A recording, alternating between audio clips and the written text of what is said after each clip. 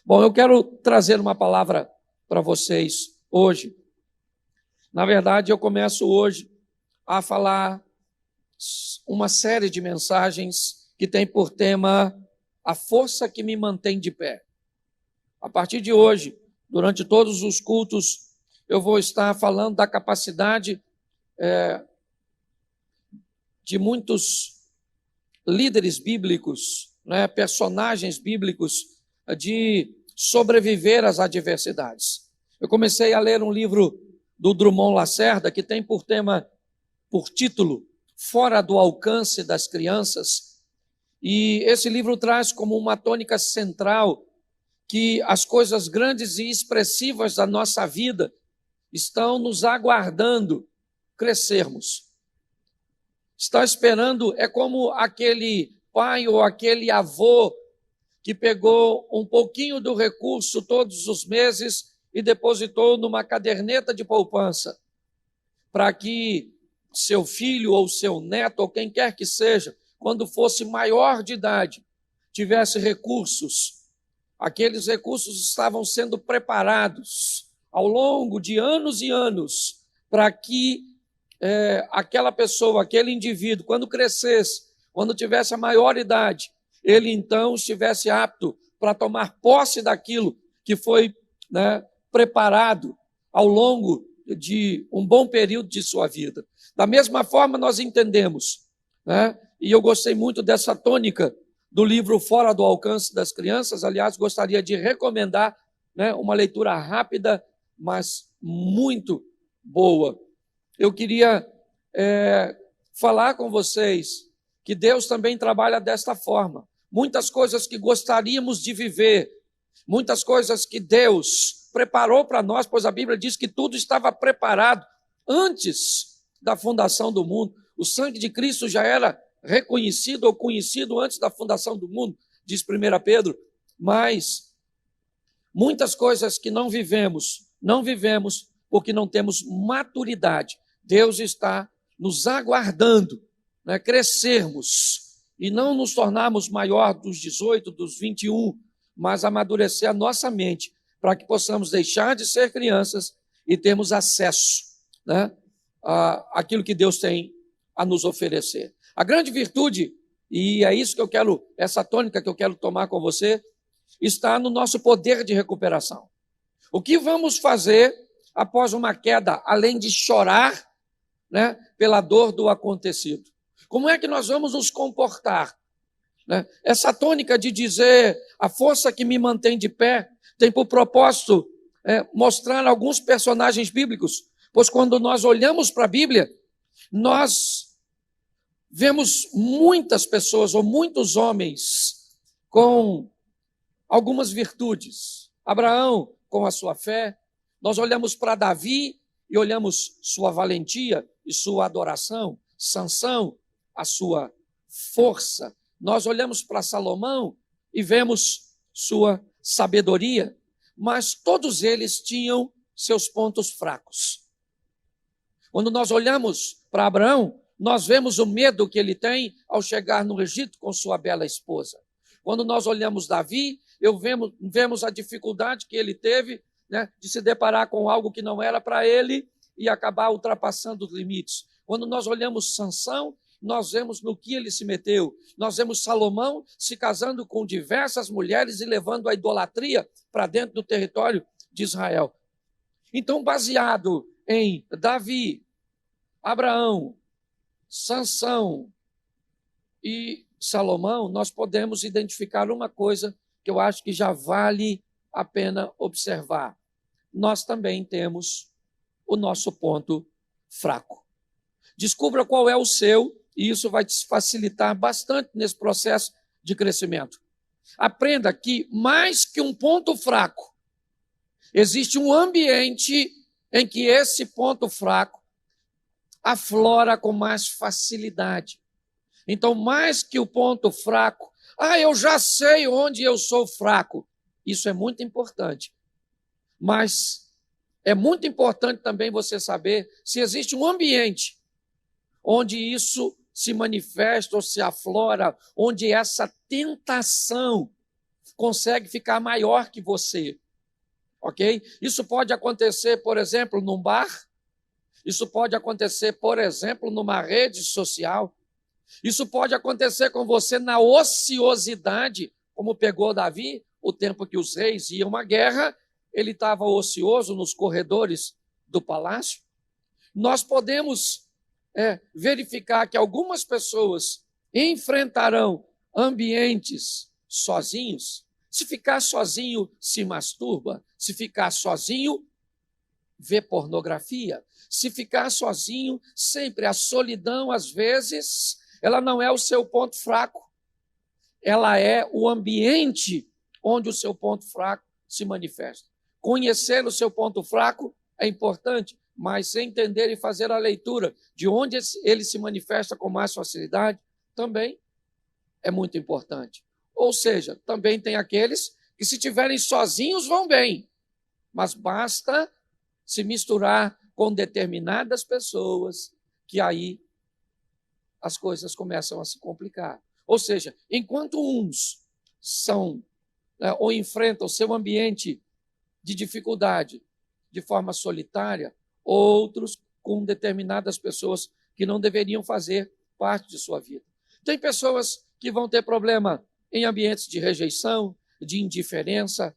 Onde é que a sua dificuldade ou o seu ponto fraco se manifesta? Observe isso, e isso vai te ajudar bastante. Hoje eu quero olhar um texto com vocês do segundo livro do profeta Samuel, no capítulo 12, um texto que lemos alguns dias atrás, nessa campanha dos 6 dias, e eu já falei ele para a igreja, mas hoje esse texto me saltou pela recuperação de Davi, pela maneira que ele conseguiu se recuperar, sabe? É a tal da resiliência, aquela capacidade. Pensa uma almofada, quando você senta em cima dela e ela perde toda a sua forma, ela amassa, ela enruga, ela dobra, mas basta você sair de cima da almofada, que se a densidade de sua espuma ainda estiver correta e firme, apesar de todo o peso, de toda a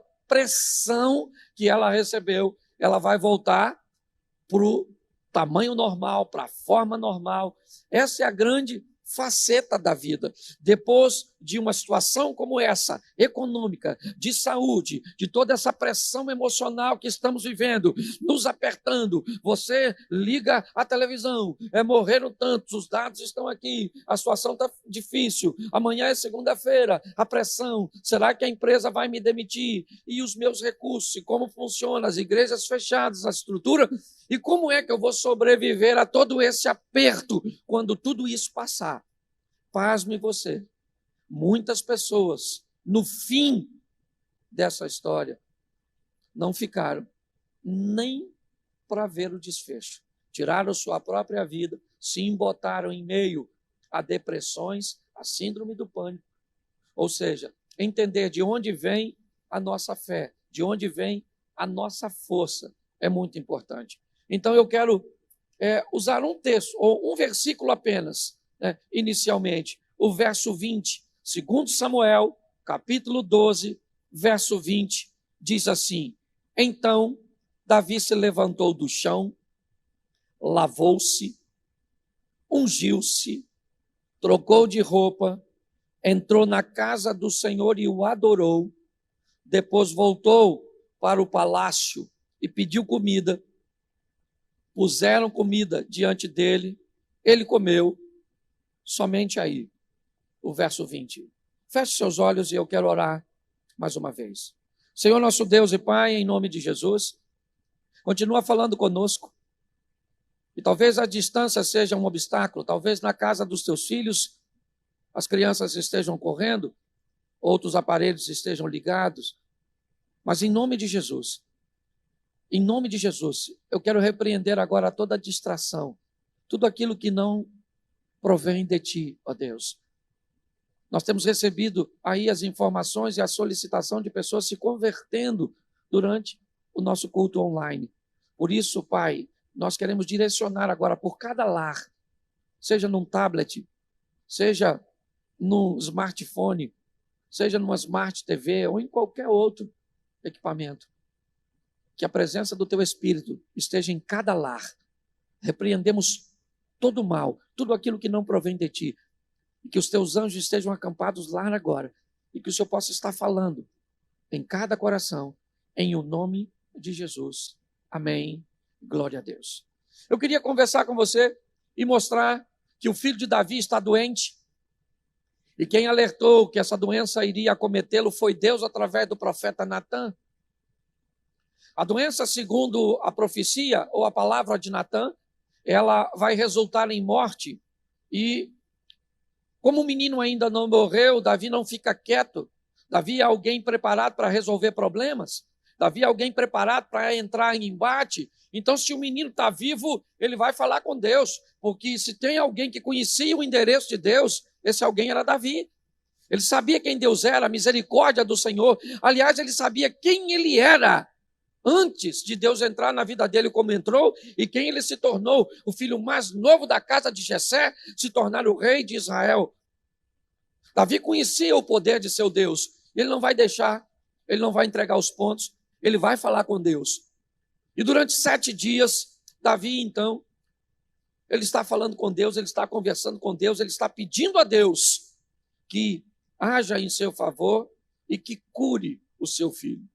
Apesar dele saber que já havia uma palavra de morte vinda de Deus, que não é homem para que minta, que não é filho do homem para que se arrependa, Davi é valente o suficiente para ficar ali orando e pedindo a misericórdia de Deus. Bom, ele está na presença de Deus, o texto diz isso, ao contrário do Novo Testamento, né? A presença e o mover de Deus no Velho Testamento é bem restrito. E Davi está naquele ambiente. E talvez todos nós vamos esperar que desse desfecho, um homem com tanta fé e que fez tanta coisa vai ver seu filho ressuscitado, como a viúva de Naim, como o Jairo, chefe da sinagoga. A história como o menino que cai de uma janela. E tantas outras histórias, até mesmo no Velho Testamento, o filho da viúva de Sarepta com Elias. Quando olhamos para tudo isso, nós descobrimos que na busca de Davi, ou Davi busca a Deus pela saúde de seu filho, mas sai dessa busca com força suficiente para prosseguir a vida com o filho morto. Olha o que ele foi buscar. Ele vai para a presença de Deus para que seu filho não morra, mas sai de lá com força suficiente para prosseguir a vida, mesmo com seu filho morto. Parece que ele não conseguiu êxito naquilo que estava buscando, porque nós precisamos aprender, e esse é o grande crescimento. Nem sempre, quando saímos da presença de Deus, né? Isso é uma figura de linguagem, porque Deus está em todo lugar e não pode, não tem como sair da presença dele, é uma força de expressão, mas quando ele sai dali, o filho está morto. Essa história vai terminar com o menino morto e nós vamos ver as decisões que ele toma. Mas ele sai dali com força suficiente, porque talvez desse hospital, onde hoje você está com um ente querido, você não vai sair daí com ele vivo. Talvez ele vai morrer nessa situação. Mas você vai sair daí fortalecido em Deus para prosseguir a sua vida, mesmo perdendo alguém que amava tanto. Talvez você vai perder amanhã ou esta semana um emprego de 20 anos que te deu tanta estabilidade. E você vai orar e tem orado para não perder o emprego. Mas você vai perder o emprego. Isso pode acontecer. Mas em Deus você vai conseguir força para superar este momento de adversidade. Ver lá na frente uma nova porta aberta. Porque diante de Deus nós saímos mais do que vencedores. O que nós precisamos é amadurecer, é entender que nem sempre a vitória virá no modelo que nós esperamos, ou da maneira que nós esperamos. Quando Naamã chega na casa de Eliseu, ele tem uma expectativa do que vai acontecer. Mas o que ele queria era ficar curado. Se fosse no Rio Jordão, com um pouco de azeite ungido, com uma oração vinda direto de Deus, esfregando cuspe ou saliva como fez Jesus para curar o cego. Não interessa. O que ele queria era ser curado. Mas quando o modelo de Naamã não é correspondido, ele deseja virar as costas e ir embora. Aprenda que a maturidade que nos leva para Deus deve nos fazer também entender que Ele é o Senhor de todas as coisas. E se você concorda, gosta ou não gosta do modelo que Ele resolveu fazer, isso é um problema seu e não dele. Tenha maturidade o suficiente para entender que Ele é bom, está no controle de todas as coisas e nos dará força para prosseguir nessa história. Mas preste atenção que quando Davi recebe a notícia de que o filho morreu, suas vestes são de saco. A roupa de Davi era uma roupa de clamor. Provavelmente há nele um pouco de cinza, porque esse era o costume, essa era a tradição daquele povo, quando estava num ambiente de desespero, algo em última instância.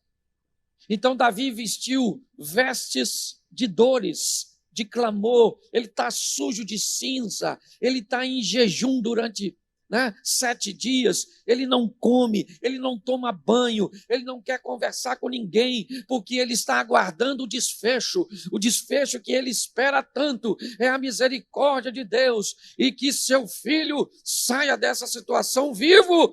Mas quando ele olha para a porta do local, e ele olha o semblante dos homens que estavam fazendo sua segurança, ele olha que tudo indica que o menino morreu. A última coisa que Davi gostaria de ouvir era: morreu. Mas ele está aqui e os homens lá na porta. E Davi não tem medo de perguntar aquilo que ele não deseja ouvir.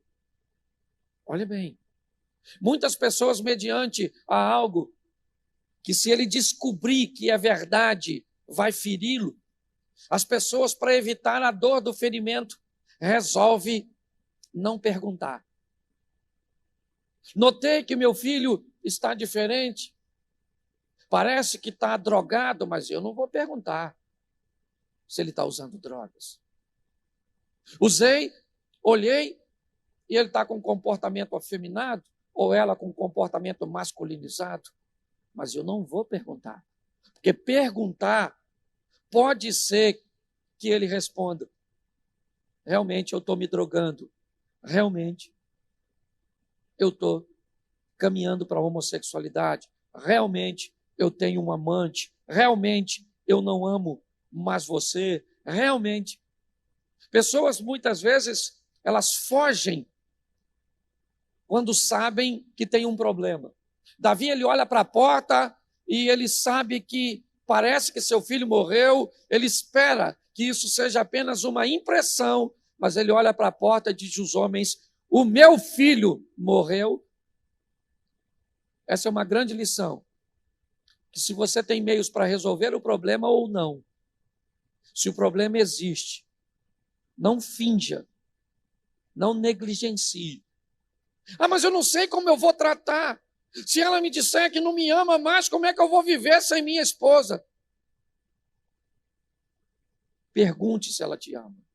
Se há essa desconfiança, pergunte. E se ela disser que não, aí você vai lá falar com Deus. Mas não fique negligenciando, seja o que for, porque isso vai se potencializar e vai destruir você. Davi olha para a porta e diz: meu filho morreu. E aí alguém disse: morreu.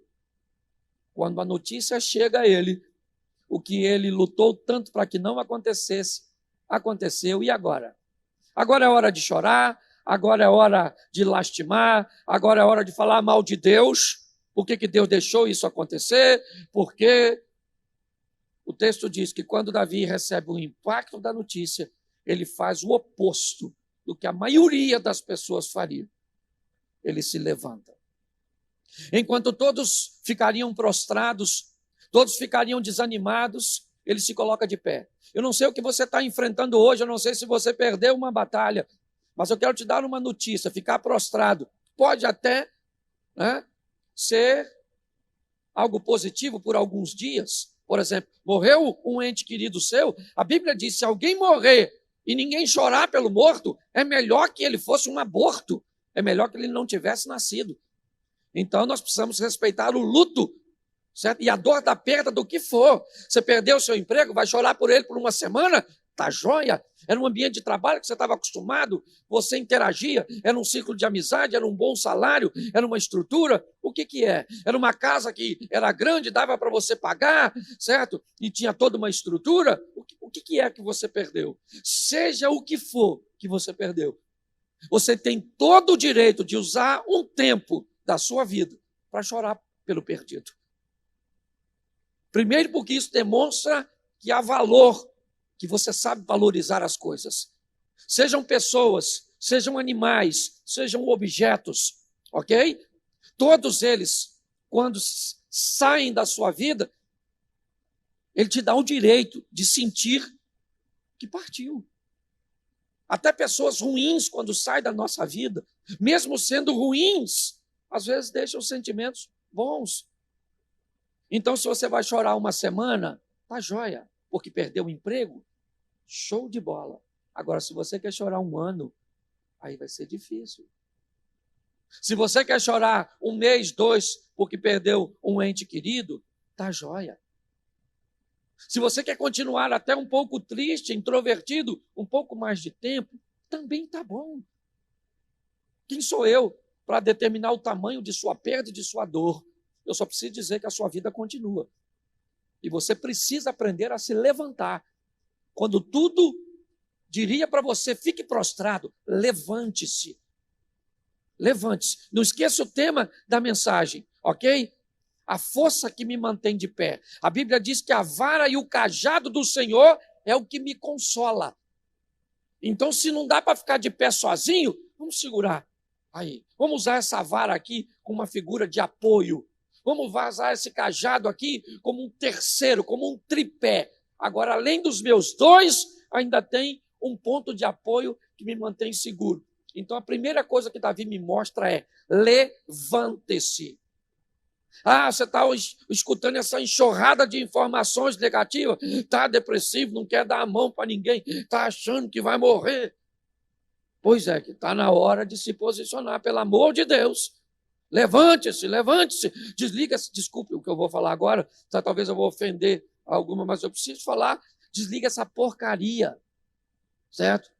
Desses jornais, telejornais, não estou falando de todo, estou falando daqueles que são ruins, tá bom? Que coloca pânico em todo mundo, está morrendo fulano ali, já morreu o outro lá, e o outro ali vai morrer amanhã, e o emprego fechou ali, e o outro vai fechar depois, e agora, o fim do mundo, Jesus está voltando, oh meu Deus do céu.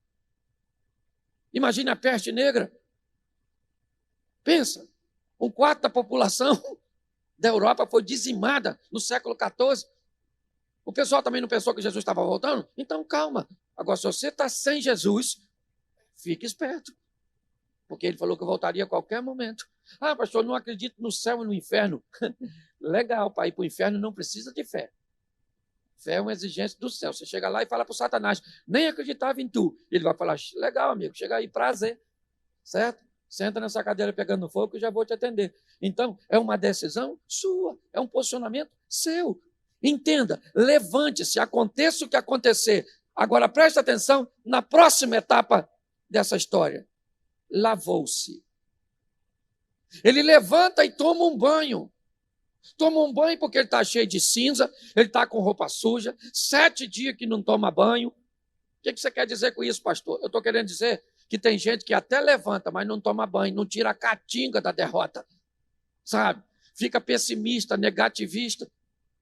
Sabe? Se decepcionou com o homem, nunca mais eu quero homem, nunca mais eu vou me casar, perdeu um filho, nunca mais eu quero ter filho.